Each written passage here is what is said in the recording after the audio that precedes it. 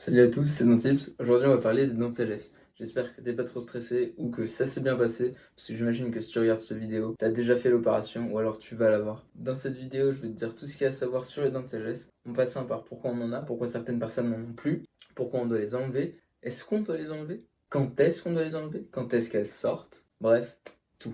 Déjà, il faut savoir qu'à l'époque, les dents de sagesse étaient des dents comme les autres. C'était des dents qui éruptionnaient et qui après étaient utiles comme n'importe quelle autre dent. Enfin, plus précisément comme n'importe quelle autre molaire. Parce que oui, les dents de sagesse sont des molaires, c'est même la troisième molaire. Et à l'époque, on n'avait pas de fourchette, on n'avait pas de couteau et on n'avait pas de feu. Donc, on mangeait de la viande crue. C'est nul.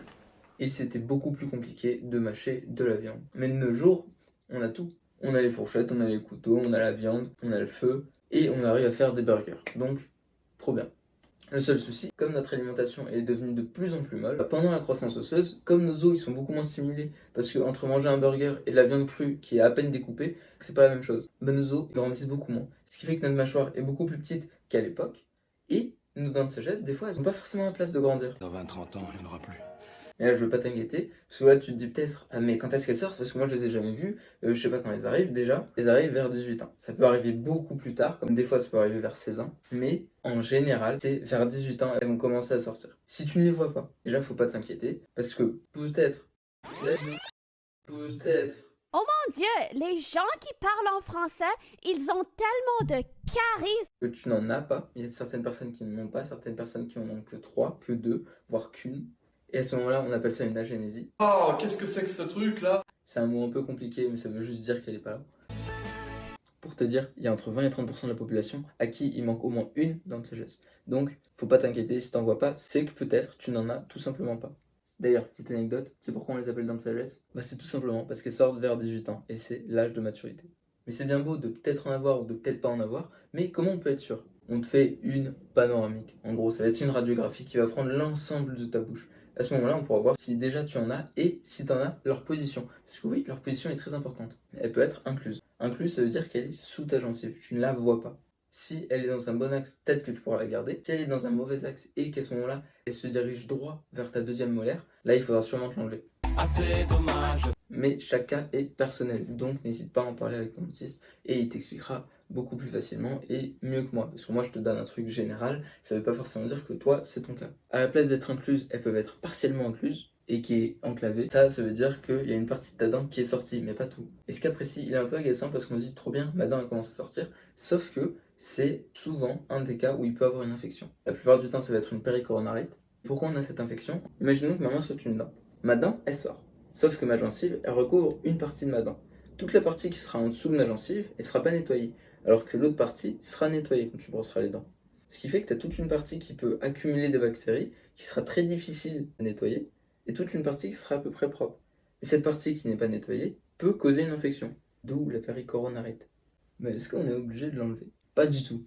En fait, si elle ne présente pas de douleur, si elle ne présente pas de kyste, si elle ne présente pas de carie, et si elle est dans le bon axe, on peut la garder. Mais si on veut résumer tout ça, on dira que la dent est asymptomatique, ce qui veut dire qu'elle ne présente pas de symptômes. Et franchement, c'est sympa. T'as une dent en plus, tu prendras moins de temps pour mâcher, c'est que du positif. Du moment que ça ne t'apporte rien de négatif dans ta vie, il n'y a pas de raison de l'enlever. Mais écoutez toujours vos dentistes, parce que des fois, peut-être que vous avez pas mal sur le coup, mais sur le long terme, vous aurez sûrement très mal. Parce que si elle est mal placée, des fois jusqu'à 20-21 ans, vous aurez jamais eu mal, sauf que là, bam, la dent elle va commencer à toucher quelque chose, que ce soit la seconde molaire ou le nerf alvéolaire si vraiment on n'a pas de chance. Et à ce moment-là, il faudra l'enlever.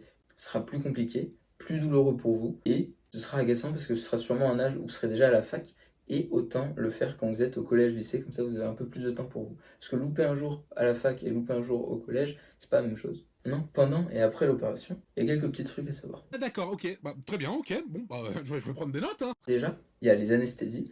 Il y a deux types d'anesthésie. Je vais pas trop en parler sur cette vidéo parce que c'est pas le sujet principal, mais je vais quand même vous dire les deux types. Il y a les générales et les locales. Les locales, vous serez réveillé. Ça peut durer entre une séance jusqu'à 4 séances. Tout dépend du dentiste et de la difficulté de vos dents. Et vous verrez tout ce qui se passe. Ce qui veut dire que si le dentiste il tire un peu fort, et ben votre tête elle bougera et vous comprendrez pas trop. Mais c'est normal, faut pas vous inquiéter, c'est que des fois c'est vraiment très dur à enlever. Et les générales, qui elles sont faites à l'hôpital et vous aurez l'impression de dormir. Si c'est général, vous n'aurez aucun souvenir, parce que c'est vraiment comme si vous dormiez. Et après que l'opération soit passée, soit vous avez eu des sutures résorbables, ce qui veut dire que vous n'aurez pas forcément besoin de retourner voir le dentiste qui vous a opéré ou un autre dentiste. Nice. pour les dents de sagesse, bien sûr, il faudra quand même y aller pour les détartrages une fois par an, soit c'est une suture non résorbable, et à ce moment-là, il faudra retourner voir le dentiste pour qu'il les enlève. Les deux ont leurs avantages et défauts, ça c'est plutôt le dentiste qui choisit, ça dépend de ses préférences à lui. Et bien sûr, du cas. Et les choses à ne pas faire après, c'est de faire arracher les dents de sagesse. Tabac et tout le reste, on ne fume rien, on ne boit pas d'alcool, on ne boit pas de boissons chaudes, on ne mange pas chaud, on essaie de manger mou les premiers jours, parce que dans tous les cas, vous aurez sûrement du mal à ouvrir votre bouche, ce qui n'est pas le cas de tout le monde, hein, si vous arrivez, tant mieux. Mais préférez quand même une alimentation molle. Et les deux choses à ne pas faire qu'on vous dit pas tout le temps, il ne faut pas cracher et ne pas faire de bain de bouche. Ou se gargariser la bouche, peu importe, on ne fait aucun des trois. J'espère que je vous ai donné toutes les infos que vous cherchez. Si vous en cherchez d'autres, n'hésitez pas à regarder la description. Et si vous avez des questions, n'hésitez pas à les mettre en commentaire, je répondrai le plus rapidement possible. Passez une bonne journée. Au revoir.